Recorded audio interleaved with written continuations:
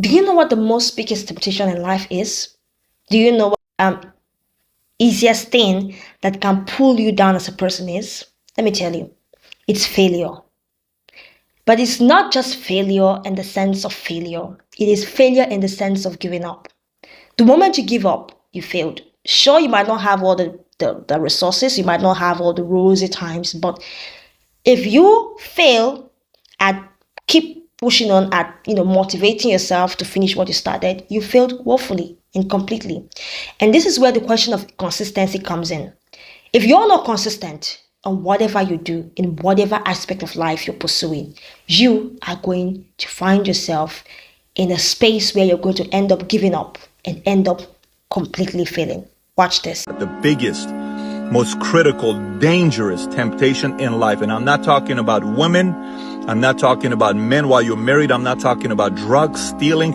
I'm not talking about all those temptations. There's one that's 100 times bigger than this. 100 times bigger than this. And it's the reason why so many people that you and I have met that are so talented, but they never reach their potential. And why is that? I'll explain to you why that is. Listen, in life, I've lost many, many times. Let me tell you, many times. I've had girlfriends break up with me. I've had companies tell me they don't want to do business with me. I've had an employee tell me they don't want to be with me. I've had salespeople that have quit on me. I've had so many people that I've had losses with.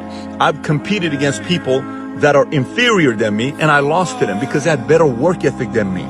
And I thought because I had some talent at the time I was going to beat them. No way in the world. That guy worked harder than me. And I've also competed against guys that were superior than me, and I worked my butt off, and I still lost.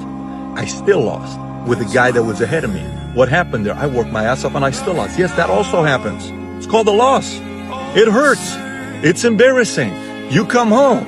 Your wife or your girlfriend wants to make you feel good, but you know you lost. And it doesn't feel good. Your peers are looking at you. Competitors are looking at you. The smirk that competitor is going to have when they give you a high five, where they shake their hand to kind of say good luck to you next time. You know that look still says that I beat you. That hurts.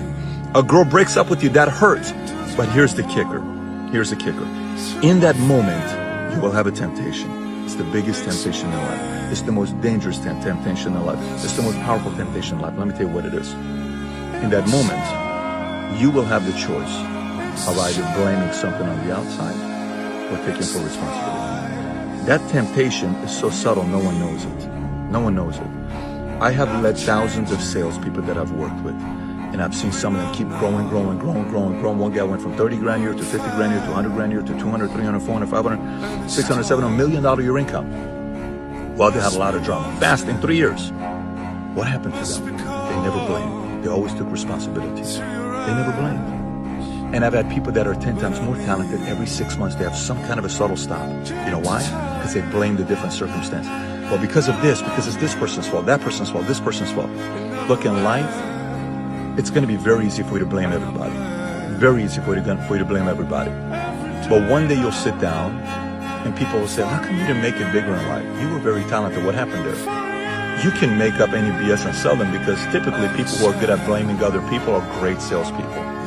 You can blame everybody else, but there's one person that's going to know that you didn't take responsibility, and that's you. That's a tough one to live with.